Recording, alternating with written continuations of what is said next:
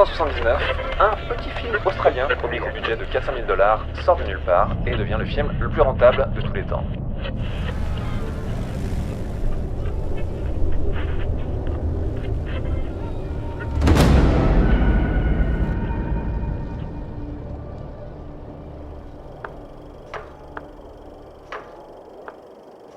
Les amis, cette vidéo est sponsorisée par Métal Hurlant, la revue culte dédiée à la bande dessinée de science-fiction qui est née dans les années 70, fondée par des grands noms de la science-fiction comme Moebius ou Druillet, et qui après 15 ans d'absence vient de renaître.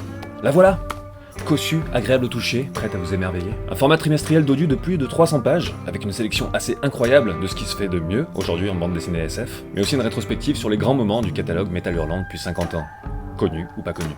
C'est vraiment une revue riche de plein de choses inspirantes qui titillent l'imaginaire et personnellement, ça me fait extrêmement plaisir que la revue ait pu renaître. Depuis une cinquantaine d'années, elle a inspiré énormément d'artistes de tous horizons et revoir ce nom en librairie, mine de rien, ça fait quelque chose. Bref, foncez, c'est de la bonne.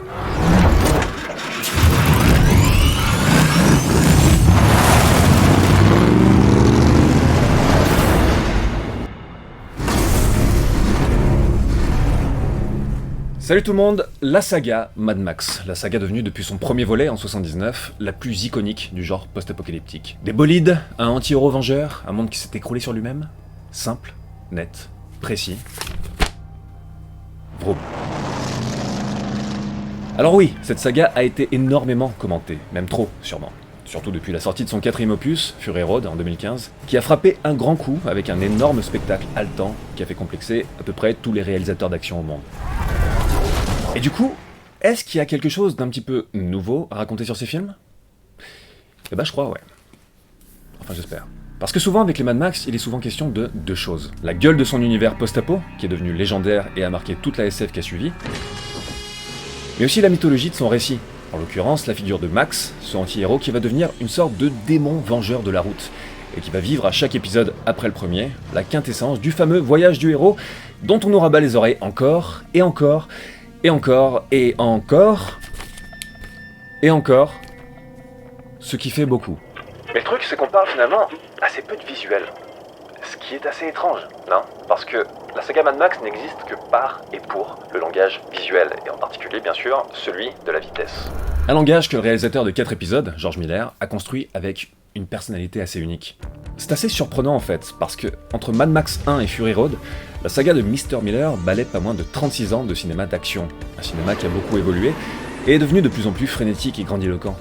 Et ce cinéma, forcément les Mad Max l'ont beaucoup influencé, c'est sûr.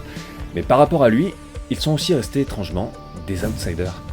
Beaucoup cités, mais jamais réellement copiés. Par exemple, prenez Waterworld, tout le monde s'accorde à le décrire comme une sorte de Mad Max sur l'eau, non ? Et ouais, bien sûr, elle reprend toute son esthétique, post-apo, ses mécanismes narratifs, donc à peu près la surface du truc. Mais la mise en scène des scènes d'action, vraiment le cœur de Mad Max, rien à voir. Et c'est ce qu'on va essayer de comprendre aujourd'hui avec mes complices de Pandora Création. Avec Gilles, Vincent et Jimmy, nous allons chacun décortiquer un épisode de la saga et essayer de comprendre ce qui fait la sève du langage visuel unique des Mad Max. Tout ça pour répondre à la question fatidique. Quel est le meilleur épisode ? Le 4, Le 2, le 3. Et c'est le 1 bien sûr. Fast and Furious. Voilà. l'homme de Rio.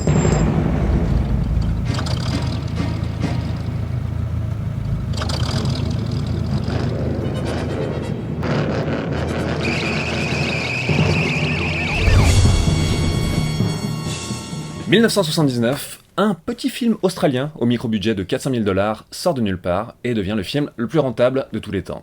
Jusqu'à ce qu'un certain Blair Witch Project le détrône 20 ans plus tard.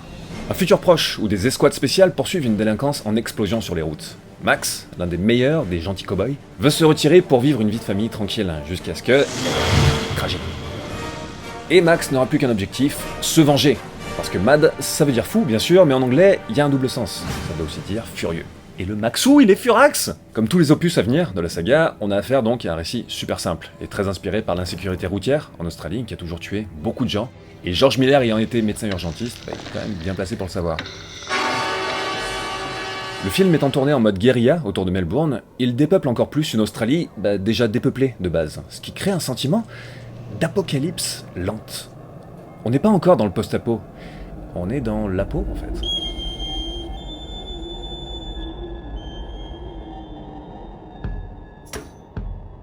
Pour la petite histoire d'ailleurs, George Miller au début voulait appeler le film Métal Hurlant. Il est allé voir Jean-Pierre Dionnet, le boss de métal à l'époque, à Paris.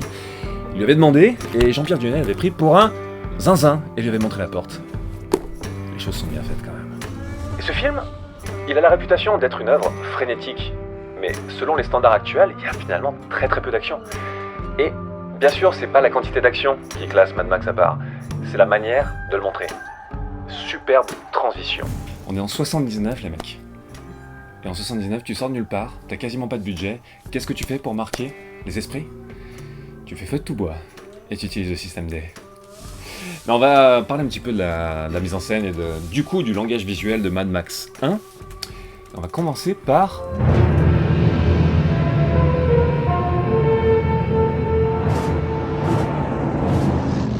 Toute l'esthétique de Mad Max est partie de cette débrouille. Ils n'avaient pas beaucoup de moyens pour filmer, en fait, donner une sensation de vitesse et filmer les courses-poursuites. Ils avaient une bagnole qui transportait la caméra, et c'est tout. Beaucoup de plans pour justement faire ressentir cette vitesse très facilement.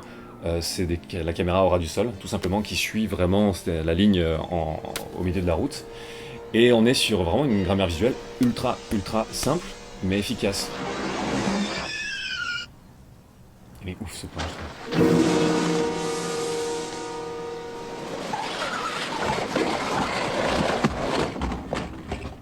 Alors, il n'y a pas eu de mort sur le tournage. C'est une légende urbaine. Ce mec au casque n'est pas mort. Il est bel et bien vivant.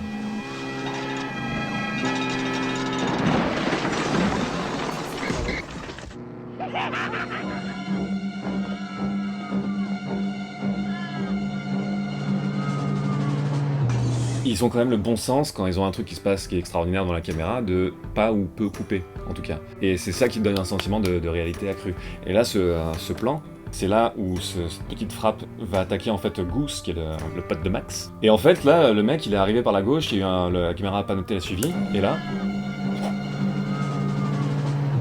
Tu vois qu'il y a vraiment eu l'action qui a été faite, et ils ont coupé à ce moment-là parce que sûrement le truc est tombé pas exactement sur le pare-brise et pas eu l'effet escompté, mais tu vois clairement toute la chorégraphie, le mec qui arrive, qui lance son truc en cloche, super timing avec la voiture, ça vraiment, t'as cette sensation que ça s'est vraiment produit. Donc le film vraiment fait avec peu, mais le peu il l'exploite de ouf.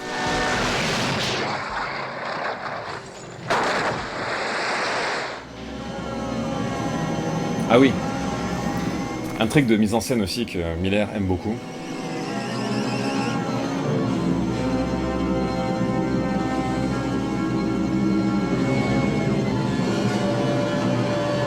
Les yeux. Et ça, en fait, c'est la 4ème dimension, c'est le film Twilight Zone avec Spielberg, Joe Dante et tout ça, John Landis, il y a plusieurs segments dedans, et ça, c'est le segment réalisé par George Miller plusieurs années plus tard. Et qu'est-ce qu'on retrouve dans cette scène? En fait, il est dans un avion et il a l'impression qu'une bête poursuit l'avion et il n'y a que lui qui la voit. Et il entre dans une paranoïa folle.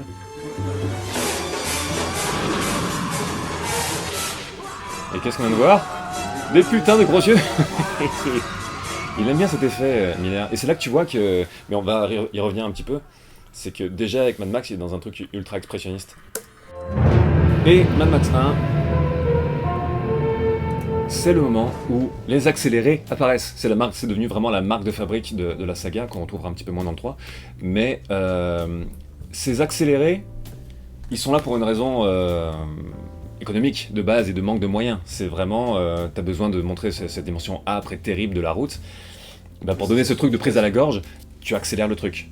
Ça peut être un trick de montage qui fait assez bon marché et qui est assez facile. Et la plupart du temps, quand tu vois des accélérés, ça t'évoque des trucs soit amateurs, soit ça te rappelle des trucs inhérents au cinéma muet. Déjà à l'époque du 1, Miller voulait justement s'inspirer du cinéma muet en faisant un film qui t'immerge sans quasiment de dialogue. Et on sent, les dialogues ça l'emmerde, on en avait parlé, notamment sur le 2 et tout ça. Il veut échapper un maximum à l'exposition au dialogue, l'histoire est ultra simple. Et les accélérés, c'est un truc un peu cheap, et ça crée, mine de rien, une sorte d'immersion un peu bizarre, parce que les accélérés, comme on en avait parlé avec Vincent hier, c'est pas des trucs qui sont accélérés au montage à l'époque. Tu utilises justement, tu tournes en 16 images par seconde ou 18, et comme ça, non seulement tu sais quel plan tu vas accélérer, et tu économises de la pellicule. Et en fait, il y a certains plans qui sont donc accélérés, d'autres pas vraiment, tu comprends pas pourquoi, donc tu te dis que les choix ont été faits sur le tournage, et pas forcément en post-prod, sinon il y aurait peut-être une harmonisation des accélérés un peu plus forte. Il y a très peu de musique en fait. Il y a très peu de musique, ouais. On parlait beaucoup de trompette. Regarde celui-là. Le mec, il est en 200% quoi. Ça crée déjà dans le premier cette espèce d'atmosphère très particulière, qui est à la limite du surjeu et du grotesque parfois, mais qui fait planer cette atmosphère de folie. En fait, si tu arrives à la doser sans que ça paraisse complètement grotesque, on est dans cette espèce de monde qui est en train de vraiment partir en banane, et cette espèce de folie latente qui envahit tout le monde, et qui finira par envahir ce bon Maxou. Le montage, et c'est là, parce que la mise en scène est très simple, mais justement l'essentiel du côté vraiment punchy va passer par le montage qui, sur l'échelle de Fury Road, n'est pas encore hystérique, on va dire, mais en 79, tu l'achètes et tu fais « Ah !» Apparemment, ils ont monté dans la banlieue nord de Melbourne, sur un petit truc vraiment qui était encore du matériel de récup, et t'as l'impression qu'ils sont en mode « On y va les gars, on va prendre tout pour marquer les gens. » Là, regardez bien avant l'explosion. Tac tac tac, papa. Ouais. Enchaînement ultra rapide de plans. Mais là, si je vous demande quel plan il y a eu, vous allez pouvoir me le dire. Les yeux. Les yeux, une explosion, un carambolage. Il y a eu 3 plans ultra méga courts auxquels on n'a pas le temps de penser, mais ils sont tellement limpides et tellement clairs dans ce qu'ils montrent. Et c'est là qu'il y a un truc très important de Mad Max qui naît, c'est qu'on peut être dans l'hystérie visuelle, mais tant que les plans sont lisibles et pensés de manière à juste être adaptés à un montage épileptique, bah ça fonctionne, et tu comprends, t'es pas paumé. Et là, on est encore dans cette espèce d'équilibre entre le réalisme de Mad Max, mais ce côté, les yeux qui sortent de la tête, et un truc, cette espèce de, encore une fois, cet équilibre bizarre entre surréalisme et réalisme. Là, pareil. Là, c'est la scène où la femme de Max et son bébé son bébé est tué et sa femme est laissée pour morte. Le montage, là, il fonctionne en termes de ressenti. En termes de continuité, ça n'a aucun sens. Parce que là, regardez. Qu'est-ce qui s'est passé littéralement? Elle a été renversée, ils lui ont roulé dessus, ils n'ont pas été arrêtés, ils ont continué leur... Enfin, en termes de pure logique de mouvement, ça n'a pas de sens. Mais en pure logique émotionnelle et d'impact, c'est ça qui compte dans le film. Ah, et j'ai mis ça, parce que ça n'a rien à voir. Je suis bugué quoi. C'est cette scène du 5e élément qui m'avait toujours fait marrer. C'est Corben qui échappe aux flics, du coup. Vous avez vu ce qu'on vient de voir? McDo. Les yeux. Non, j'ai pas vu les yeux, clairement. Il y a un plan qui dure 2 frames, ou même une, qui est ce plan-là. Ah ouais. Il y a un plan d'explosion. Pour que ton cerveau... Pour que ton là, cerveau- Là, il y a un impact, là, il y a une explosion. Exactement. D'accord. Il y a eu J'ai aucune vu. explosion, il y a eu à peu près une demi-étincelle sur la bagnole. Ça n'a aucun sens, mais tonalement, ça imprime ton cerveau. Tu comprends quelque part que t'as vu un truc orangé, ça t'évoque des flammes, ça t'évoque un impact, donc une explosion, et ça renforce quand ils se sont crachés dans le wagon McDo. Et ça, c'est vraiment une technique de montage ultra basique, mais on est de l'ordre du subliminal, quoi.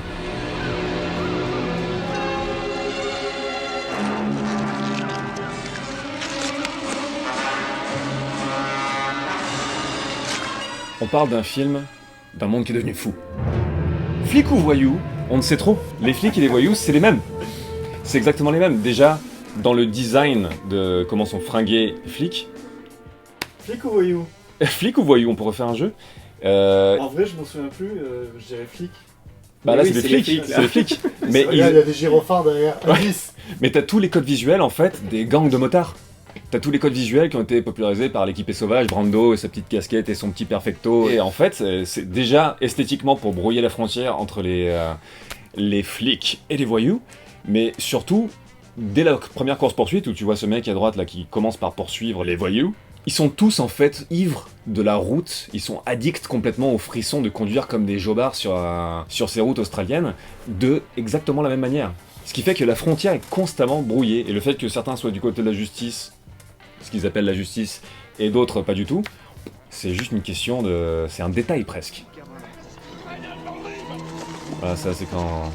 le système en plus est corrompu, ils délivrent ce mec, et le partenaire de Mad Max pète un plomb. Donc là c'est filmé mais presque comme, tu sais, une guerre de gang quoi, une baston de gang. West Side Story. Exactement, West Side Story, ouais. C'est Shark. Ah, regarde là, ça c'est la première course-poursuite avec ce mec timbré qui s'appelle le Knight Rider. Et t'as une transition dans l'habitacle de la voiture entre ce plan et... Touf! Ah, c'est le même. C'est le même exact putain de plan. En fait, on passe de l'un à l'autre, le montage, je te dis, grosso modo, c'est les mêmes.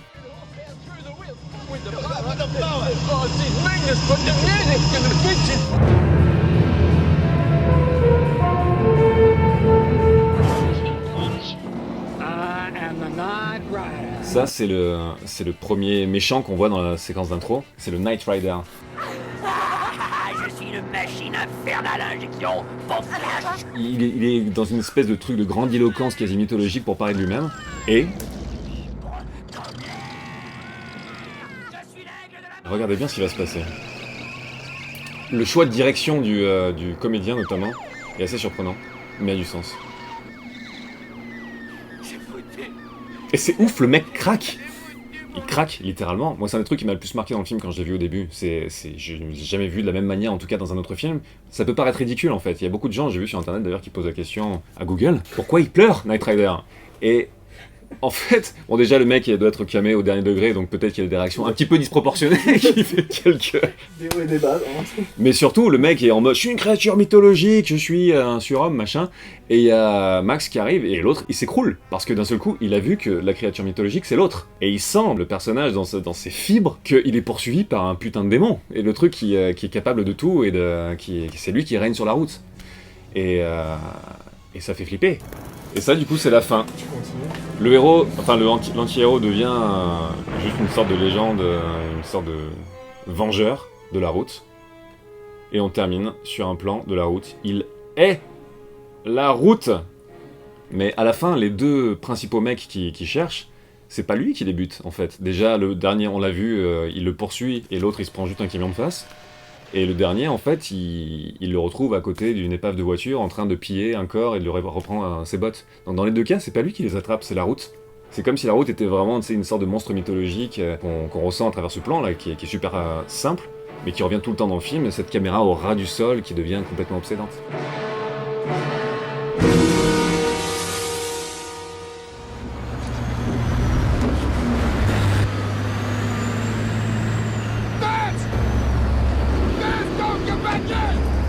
C'est du 1 ça. Ouais. Ouais. Il n'y a pas de musique. Voilà, ils essaient de... c'est une sorte de braquage qui tourne mal et ils essaient de sauver le mec là. Et j'ai essayé de remonter ça façon Fast and Furious. Façon Mad Max. Façon Mad Max. Et c'est une grammaire très particulière, Mad Max. Du coup, j'ai viré tous les plans où ça blablate trop. J'ai un petit peu stabilisé les plans qui étaient trop en shaky cam, parce que Mad Max, ça bouge, mais c'est pas en mode shaky cam esthétique, quoi. Ça tremble parce qu'ils avaient pas de Ronin. Et soudainement, la scène est beaucoup plus courte. Et sur les impacts aussi, avoir ce côté très punchy du montage de Mad Max où t'enchaînes quelques plans d'une fraction de seconde qui te donnent l'intention émotionnelle, si tu veux, du crash, même s'ils n'ont pas de raison fondamentalement d'être là dans leur accord de mouvement, quoi. Et désaccélérer, bien sûr.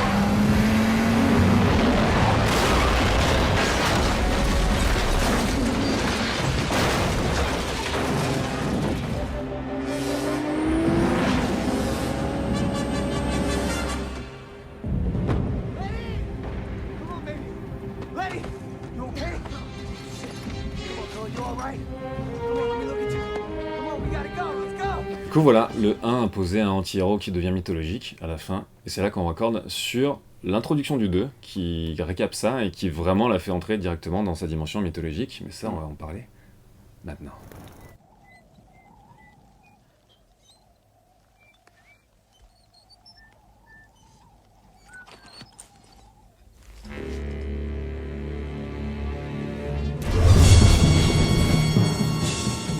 1981, George Miller voulait passer à autre chose, mais ses projets de film du moment sont mis en stand-by, et il va donc accepter de revenir à l'univers de Mad Max, qui est donc depuis le premier couronné de succès, avec un budget plus conséquent de 5 millions de dollars. Ce deuxième volet annonce la couleur, un peu comme avec la saga Alien, chaque Mad Max aura une personnalité visuelle propre. Ici, on entre à pieds joints dans l'univers post-apo qui a rendu la saga célèbre, avec sable, voiture pimpée et loupards bodybuildés à masque de fer, et cul nu. Ça y est, le monde s'est écroulé, comme nous le raconte le début du film, qui pose directement Max en zombie qui a perdu son humanité, mais qui est bien sûr amené, en aidant des gens à la merci de loupards toujours cul nu, à la retrouver parce que voyage du héros, tout ça. Niveau visuel, on retrouve les codes posés par le premier volet, et en premier lieu, les fameux accélérés, même s'ils sont un tantinet moins bourrins qu'avant. Enfin, chou... Et bon, non, oubliez. Avec la hausse de moyens, on a aussi une plus grande variété de plans. Des plans aériens, notamment, différents types de focales qui aèrent un peu plus l'image, des caméras embarquées qui se permettent plus de choses, genre ce petit plan séquence à bord de la voiture là, qui est tout à fait sympa. Et ici, très immersif. Et un peu comme le premier volet, Mad Max 2 se tape la réputation trompeuse d'être un film qui n'arrête jamais. Une course-poursuite permanente. Sauf qu'en dehors de l'intro, il faut attendre 3 quarts d'heure pour commencer à voir de l'action. Donc, pourquoi cette confusion ? À mon sens, parce que rapidité et rythme, ce sont deux choses totalement différentes. Le rythme, c'est quand savoir accélérer, mais surtout aussi quand savoir décélérer. C'est obtenir un équilibre parfait entre rapidité et lenteur, et c'est ça qui va donner sa fluidité au film.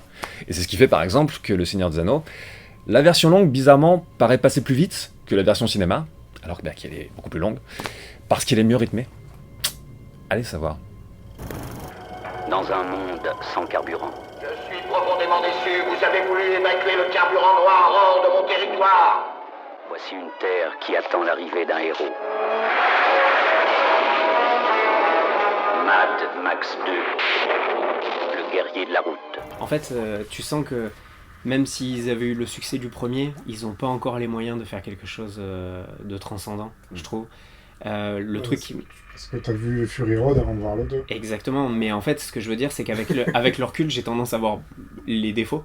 Et en fait, le premier truc qui m'a marqué, c'est les problèmes de lumière et d'étalonnage. Tu sens qu'il a été filmé, mais un peu le matin, un peu le soir, et au montage, ils se sont démerdés avec ce qu'ils pouvaient. Le soleil n'est jamais dans la même direction, les couleurs ne sont jamais les mêmes. C'est assez particulier de voir ça maintenant, où on a l'habitude, justement, de voir des trucs ultra lissés, ultra calibrés, tout est nickel. On a tendance à dire que les 3 films sont très différents les uns des autres. Et là, en nous voyant bosser hier sur les différentes images, à chaque fois que j'allais sur un poste ou l'autre, je me disais, non, en fait, on est face à une saga où... Il y a une vraie cohérence. Il y a une vraie cohérence, en fait. On n'est pas sur des films si différents que ça, parce qu'il y a toujours des points de repère, que ça soit dans la réal, dans le montage, dans les personnages.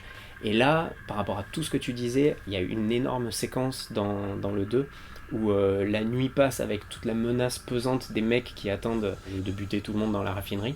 C'est que des plans, des surimpressions de plans les uns sur les autres, des mecs qui s'amusent avec leur bagnole, le gros psychopathe qui a l'air de faire un sermon, tout ça on le retrouve. Alors les transitions à la Star Wars, laisse tomber, il y en a même, c'est typiquement les mêmes que dans Un Nouvel Espoir.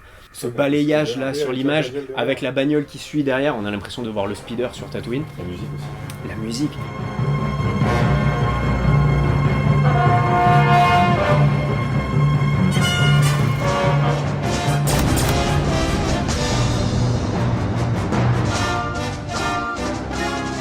Le 1 et le 2, c'est Brian May, mais qui n'est pas le guitariste de Queen, qui est un homonyme. Et le 3, si je dis pas de conneries, c'est Michel Jarre. C'est Michel Jarre, oui. C'est Maurice Jarre, à ce moment-là. Maurice Jarre, pardon, Michel. Il était sur la moitié de son fils, quoi, Jean-Michel. J'ai l'impression, personnellement, que Miller, du moment qu'il avait à peu près le phrasé qu'il aimait bien, il n'a pas été genre un espèce de contrôle fric d'avoir une thématique musicale. Et t'as vraiment un moodboard musical qui est appliqué sur le truc, ça correspond à peu près à l'ambiance. Et puis peut-être pour 5 millions de dollars, il n'a pas forcément tous les compositeurs aussi qu'il veut. Mais ouais, c'est clair que cette musique-là, au premier abord, elle est assez perturbante parce que je pense qu'on connaît trop Star Wars pour pas être marqué par ça. Là où on a tendance à dire que les films n'ont rien à voir, je suis plus vraiment d'accord maintenant que j'ai vu un peu ton analyse et maintenant que j'ai revu le film. Il y a... C'est juste le décorum qui a changé, quoi. On est passé, l'apocalypse est fini, on est dans... Ouais, mais en fait, quoi. regarde, même les tenues, comme tu disais, tu vois, comme ils étaient habillés les flics, la seule chose c'est qu'ils ont fait des trous au niveau des tétons et du cul, mais en fait ils sont habillés pareil. Mais c'est vrai. Ça a rajouté des plumes. Ouais, mais voilà, et ils ont décidé de faire des Iroquois colorés parce que quasiment tous les méchants ont un Iroquois de couleurs différentes. Fuck you, asshole! Après, je me suis amusé pour essayer de comprendre un petit peu comment fonctionnaient les plans larges et le fait que certains soient très longs.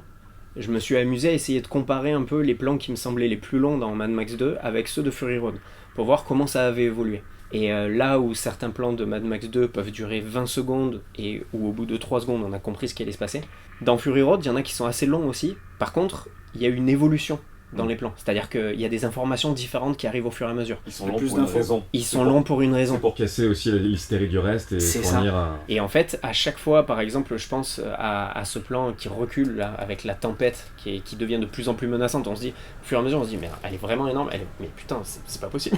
On va tous crever. Ce plan, il dure peut-être 10 secondes. Mais voilà, il raconte quelque chose au fur et à mesure qu'on recule, on s'en prend plein la gueule. Voilà, c'est ça.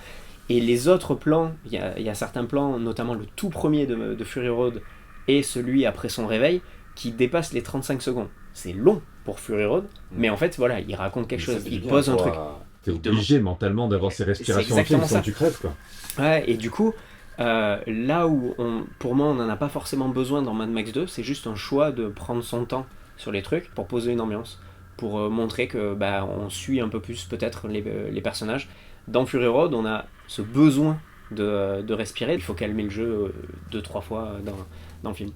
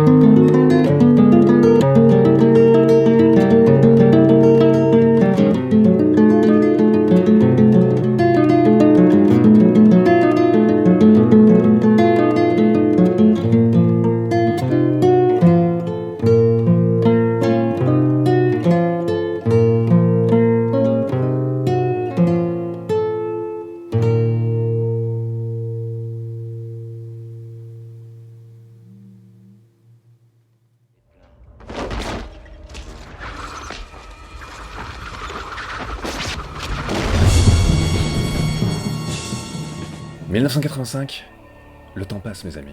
Mad Max au-delà du dôme du tonnerre, le mal-aimé, celui qu'on montre du doigt pour son kitsch, les chansons de Tina Turner pour ses BO, et sa troupe de personnages enfants qui rappellent un peu ce que certains appellent le syndrome Ewok. C'est petit, c'est mignon, ça piaille, c'est chiant. Et Mad Max 3 prend en fait le contre-pied de ses prédécesseurs en se désintéressant de la vitesse. La seule course-poursuite motorisée, c'est dans les 20 dernières minutes. En même temps, dans un monde post-apo où ça fait 2 films que le carburant se fait de plus en plus rare, je trouve pas ça déconnant qu'il y ait moins de courses de bagnole. L'action, elle reste inventive, mais on a affaire à un cachet plus classique, plus hollywoodien, même si ça reste un film australien. Par exemple, on a quasiment plus d'accéléré, qui faisait pourtant partie vraiment de l'identité visuelle des films jusque-là. Tout est vraiment à sa place, ça brusque très peu. Le film se tape donc la réputation d'un Mad Max gnangnan et même cartoonesque. Ce qui est assez dommage parce qu'il a aussi des qualités. Avec ses 10 millions de dollars de budget, la photo et la direction artistique sont vraiment belles. Et c'est la première fois qu'on se penche un peu, sur la vie de tous les jours dans ce monde post-apo, ce qui est loin d'être inintéressant. Mais surtout, ce qu'on sait moins, c'est que c'est un film qui est hanté par la mort. En l'occurrence, au moment de le faire, George Miller est en deuil de son ami proche, Byron Kennedy, qui était producteur sur les 2 premiers Mad Max, et qui est mort en accident d'hélicoptère en allant faire des repérages pour le 3e volet. C'est chaud. Miller est en état de choc, bien sûr, et il va donc faire appel à un co-réalisateur, George Ogilvy, je sais pas comment on prononce, pour l'épauler et mener le tournage à bien. Ce qui explique bien sûr en partie pourquoi cet épisode est clairement le moins Mad Max de tous, avec une réa qui est beaucoup plus en pilotage automatique. Mais si la mort hante le film, ce qui le hante aussi, logiquement, c'est le besoin de transmission, par-delà la mort. Donc Mad Max 3, gnangnan, ouais, mais pas que. Alors l'histoire de Mad Max 3, c'est la suite de Mad Max 2. Il y a un bon temps qui est passé quand même. Il y a un bon temps qui est passé parce qu'il a les cheveux qui ont bien poussé. Et toujours pas de coiffeur au début du 3, ça c'est clair, il se coupe juste le devant, le reste ça pousse, ça protège du soleil, c'est pas mal. Le monde vient de subir l'épreuve du feu. Il est celui qu'on appelle le guerrier. Mais il a l'air d'un vagabond. Il est celui qu'ils appellent le héros. Dans Mad Max, au-delà du dôme du tonnerre. Tu découvres l'univers, le nouvel univers de Mad Max, qui pour moi pose les bases de Fury Road, dans la ville au milieu du désert, avec une élite spécifique presque déifiée, et une religion qui se met en place.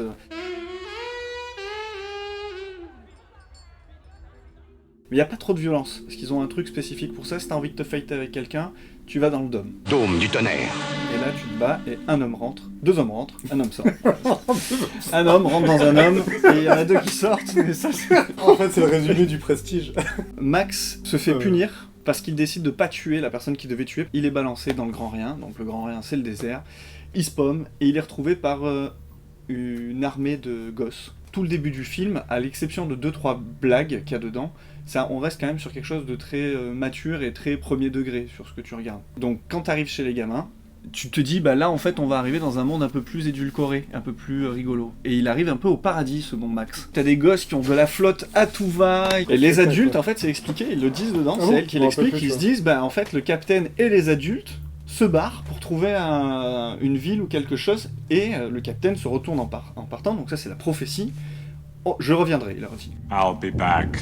Il est dessiné sur une paroi, et c'est clairement la tronche et les habits de Max. Voilà. Donc il y a une espèce de prophétie qui dit c'est toi qui vas venir nous libérer, patati patata. Et Max, lui, il a pas envie d'y croire. Mais ce qui est très étrange dans cette séquence, en tout cas, elle met un peu le malaise, parce que les gamins sont très... endoctrinés. Ouais, endoctrinés, ils sont à fond dedans, quoi, tu vois, ils sont pleins de bruits, de chants de gorge, de trucs comme ça, et ça te fout un peu le malaise, tu vois, là où tu te dis, il y a des enfants, ça va être mignon, en plus ils vivent dans un Éden, où t'as de la flotte, t'as tout, ils ont de la bouffe, tu vois, ils sont pas du tout malheureux. Et leur rêve, eux, c'est d'aller galérer ailleurs. Et tu te dis, mais pourquoi ça, mon bon ami ? Tu as tout chez toi, quoi. Donc il y a elle et un groupe d'enfants qui sont barrés dans le grand rien, à la recherche d'un monde meilleur. Elle est partie en secret, et les autres enfants s'en sont rendus compte, et ils sont en train de faire des bruits chelous sur la dune, et Max va voir ce qui se passe, en gros.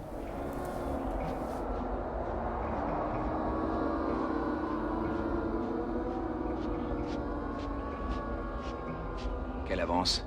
Une demi-nuit tout au plus. Ils sont partis loin dans le grand rien. Et avec très peu d'eau. Avec ou sans eau, ils seront engloutis par les sables. Tu dois les ramener, tu le dois, capitaine. Arrête avec ce capitaine, arrête. Arrêtez ce bruit. Arrêtez de faire du bruit. T'as un gamin qui meurt avalé par le sable, tu vois, donc ce côté-là, ce côté enfant, et en tout cas cartoon, n'apparaît pas dans le film, jusqu'au moment où les gamins vont arriver dans la ville au niveau des adultes. Et là, t'as le côté adulte crasseux qu'il y avait au début, qui existe toujours, mais qui est un peu détourné avec des blagounettes. En même temps, tu sens qu'il se fait plaisir parce qu'il teste des trucs en termes de cascade, etc. Et puis le look des caisses. Ça a de la gueule. Ouais, ça a vraiment de la gueule, quoi.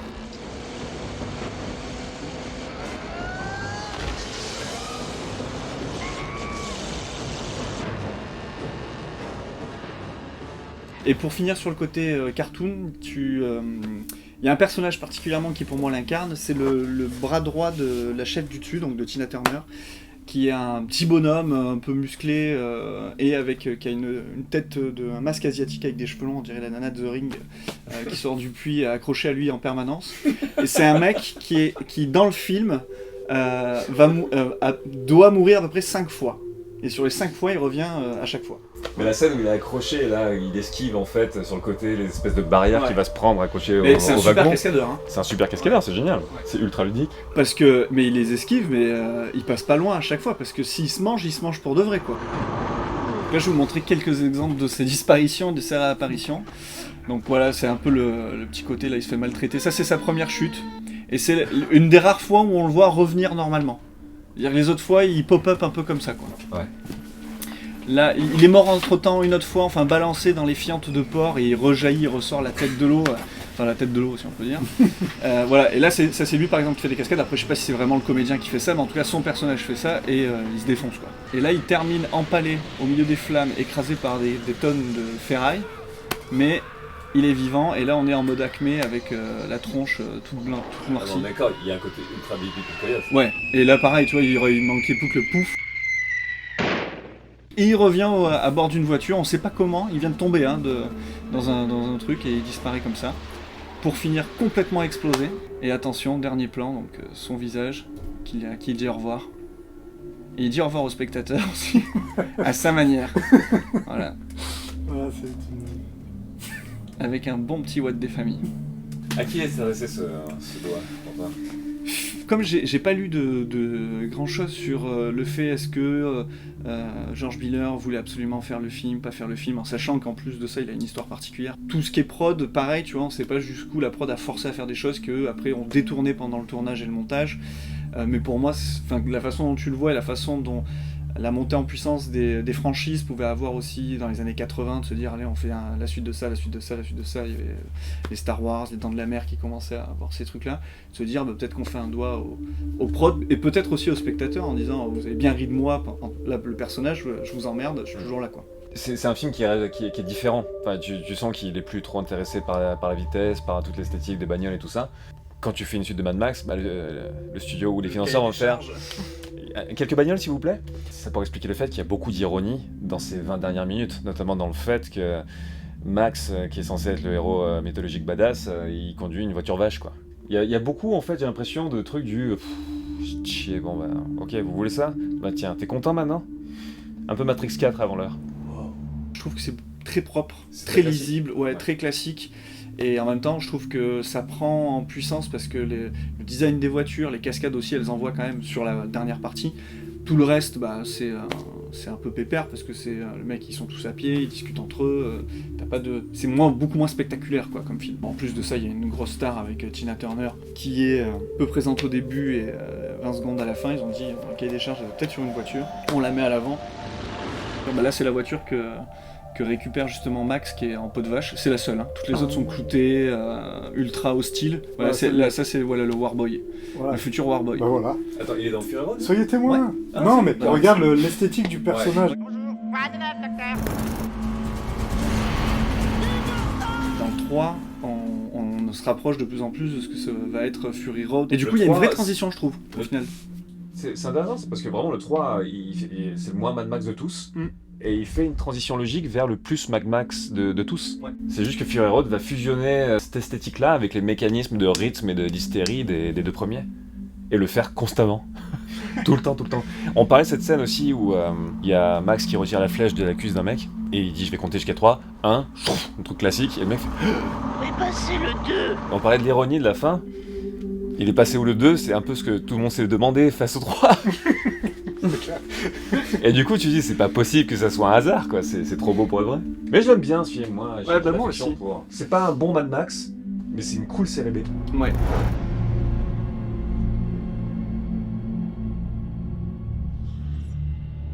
« 2015. Après de très longues péripéties, George Miller arrive enfin à réaliser son 4e épisode.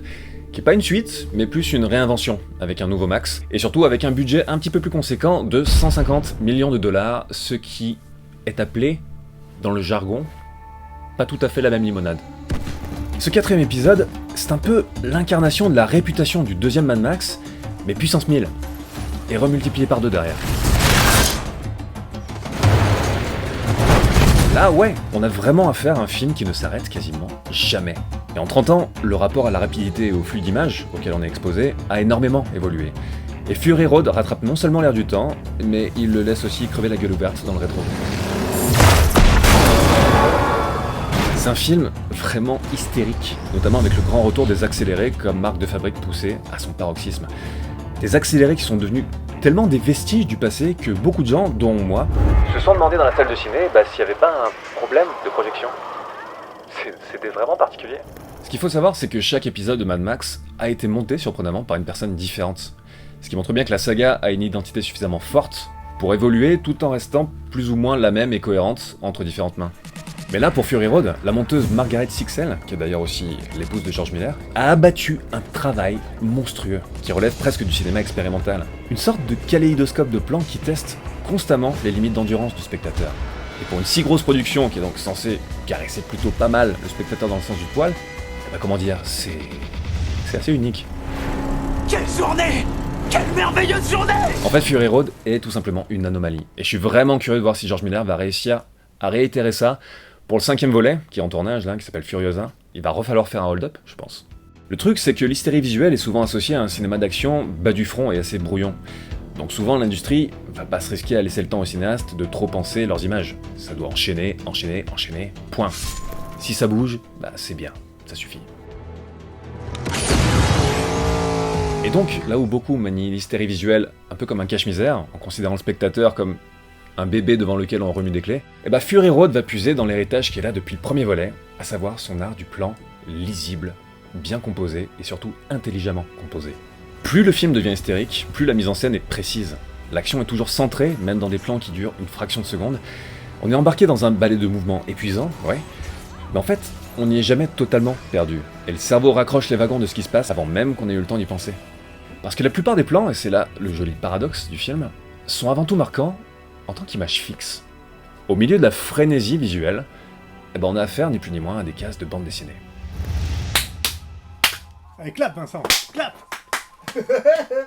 Mad Max Fury Road, quand on s'est départagé un petit peu quels étaient les films qu'on voulait, moi j'étais bien chaud. C'est une trilogie moi que j'affectionne depuis que je suis gamin, surtout le 2. Et donc c'est vrai que celui-là c'est celui qui s'en rapproche le plus, on va dire, quand on le regarde vite. Le fait de faire un truc avec Métal Hurlant, moi ça a matché direct sur tout l'univers graphique en fait de ce film. Dès la bande-annonce, on voyait déjà qu'il y avait un graphisme dans l'image qui allait au-delà juste du beau plan quoi. Et donc en fait je pense que si on prend chaque plan du film, on peut en faire une BD en fait, sans problème. Si on lance, tu vois, les extraits, ça c'est la séquence d'introduction, et là on revient sur ce que disait Jimmy sur les plans longs, mais par contre eux racontent vraiment une histoire, c'est-à-dire que t'as chaque petite sous-partie avec cette histoire du lézard, cette espèce de travelling avant qui est totalement digital je pense, parce qu'il est tellement bien géré, clac, il s'arrête au moment où il bouffe le truc. Et qui reprend à partir du moment où il se le croque, tranquillement et tout. Et du coup, là, tout était iconique dans le fait de réintroduire Max, sa bagnole culte. Et qu'est-ce qui se passe ? Il explose. Bim ! Voilà, vous vouliez du Mad Max ? Voilà, on va repasser à autre chose encore. Et j'ai l'impression qu'en fait, il s'est donné un petit peu le plaisir de faire ça depuis le 3. Et on a la voix off qui parle du bordel de son nom qui est devenu, et qui commence à dire « Est-ce que c'est moi qui suis fou ? Est-ce que c'est vous qui êtes fou ?» Quand le monde s'est effondré, chacun de nous, à sa manière, a été brisé. C'était difficile de savoir qui était le plus fou. Moi ou tous les autres. T'as l'impression que c'est une espèce de mise en garde auprès des gens, parce que vous voulez vraiment qu'on aille là-dedans, quoi, en fait, dans ce truc-là. Vous voulez vraiment qu'on se lance dans une production pareille aujourd'hui, et il annonce la couleur dès la première scène, c'est-à-dire, c'est pas Max qui va nous intéresser, c'est autre chose, puisqu'il défonce toute l'icône du guerrier de la route, quoi.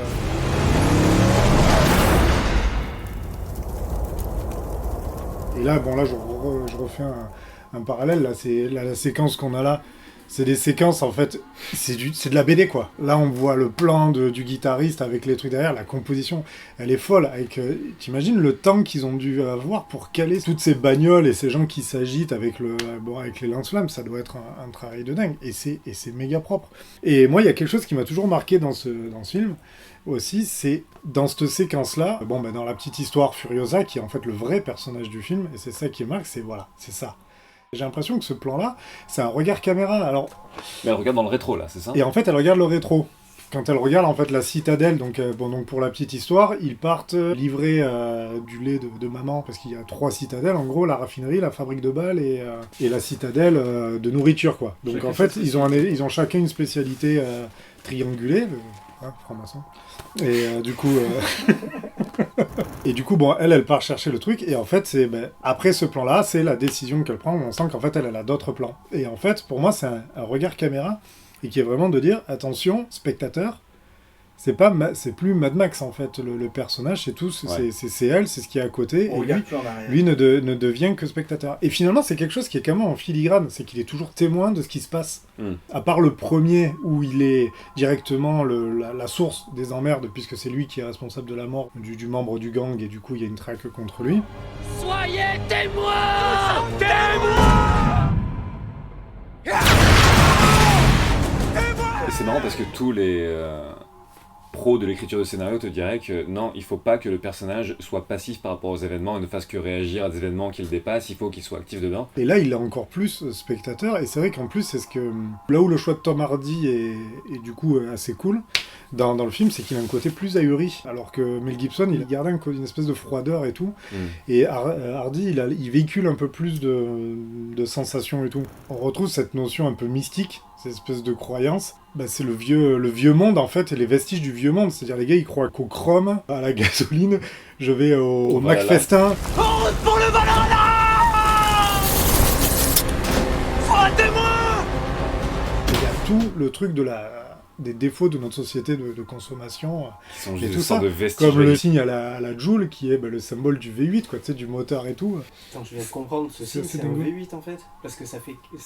pour moi, c'est ça. Ça fait 4 V avec 8 branches, tu crois? Ce film cachait un secret. Là, ce qui est marrant, c'est que ce logo que j'ai chopé, alors c'est un truc fanart, je suis pas convaincu que ce soit des logos, on va dire, officiels, parce que je les retrouve pas sur des Blu-ray ou des éditions DVD qu'on a eu et tout. Mais on est très proche, en fait, en tout cas, de la police et tout. Mais ce qui est marrant, c'est que par rapport, justement, à ce qui nous intéresse aussi, et ce qui m'intéressait moi dans la recherche que j'ai faite, c'est qu'on a vraiment le logo américain, si je me trompe pas, qui est Heavy Metal, qui a vraiment toute cette esthétique métallique avec les rivets que tu retrouves sur le Mad Max, et le même type de police, et l'éclair de métal hurlant et tout ça que tu retrouves derrière avec les éclairs, les grilles, les espèces de barres. On est vraiment là-dessus. Je suis allé chercher les storyboards de Mad Max. Allez. C'est pas les storyboards, c'est vrai, c'est plus des concept art là qu'on a. Putain, mais c'est du Moebius, quoi. Mais oui, mais en fait, ça c'est Drouillet. En fait, c'est Drouillet. C'est façon Drouillet. Mais ça, c'est pas les concept art, c'est des dessins de Salambo, la bande dessinée de Drouillet. Je les ai mis là pour voir que si tu mets pas l'info, t'es sur quelque chose qui peut correspondre en disant ils ont peut-être voulu mettre une scène comme ça avec des animaux et tout, tu vois. Mais du coup, c'est pas Drouillet, ça. Non. C'est ça. C'est David Douillet. David Drouillet.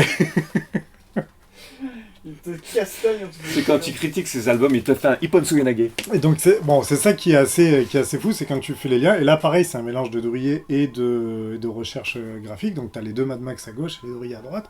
Mais là c'est les portraits. Donc c'est Drouillet, ça ? Ouais, c'est tout. Les deux là. Les deux de droite. Ça c'est Drouillet. Moi aussi. Mais ça c'est Drouillet. Moi aussi. Hello darkness, my old friend. Pour avoir vu fait d'autres recherches graphiques, genre à la Avatar et compagnie et tout, il y a un côté beaucoup plus américain. Là, il y a un style très, très européen, très proche de Métal Hurlant. Et ça, c'est Mobius, mais là, on est clairement sur le personnage de Mad Max 3. Ouais. Et du 2 oui, dans le 2, il n'a pas cette allure coloniale. Ça, c'est le garage hermétique de Mobius, non ? Et là, par exemple, voilà, là, on a le comics.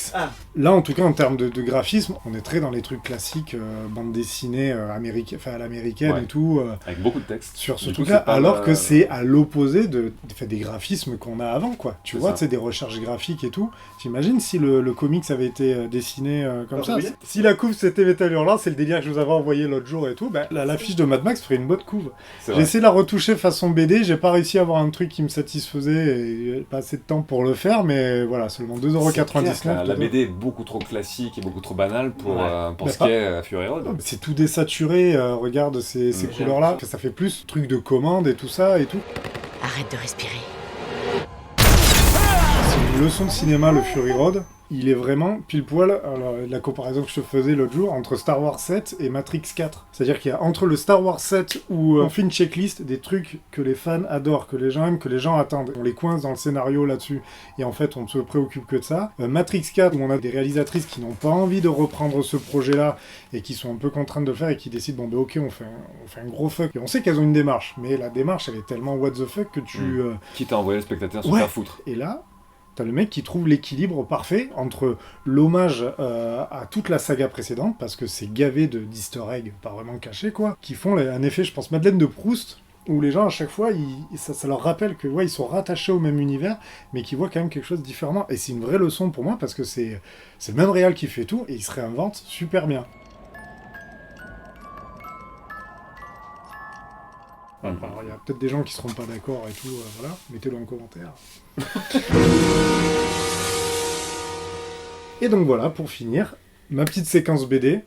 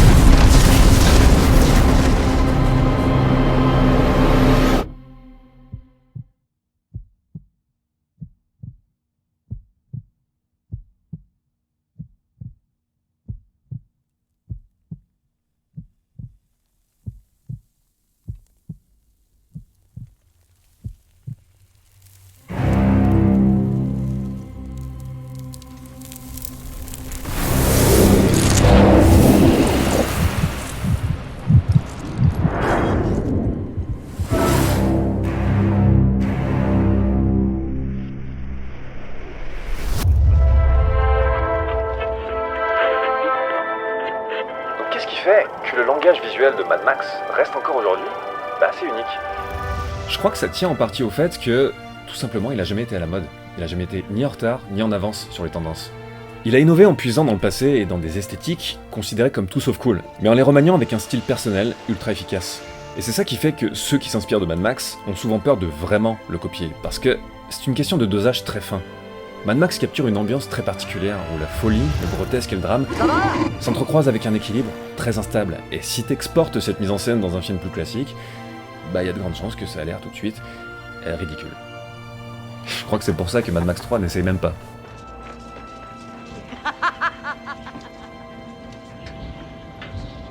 Au revoir, soldat.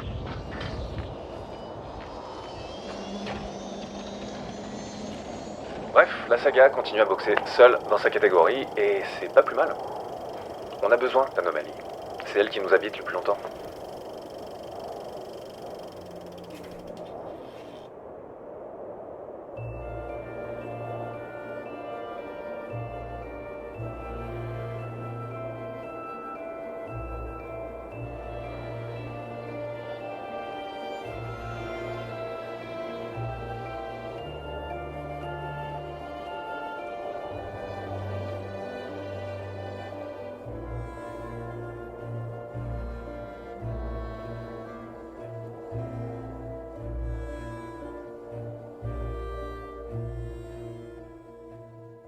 Ah oui, le meilleur épisode, du coup, c'est lequel? C'est Crash, de Cronenberg.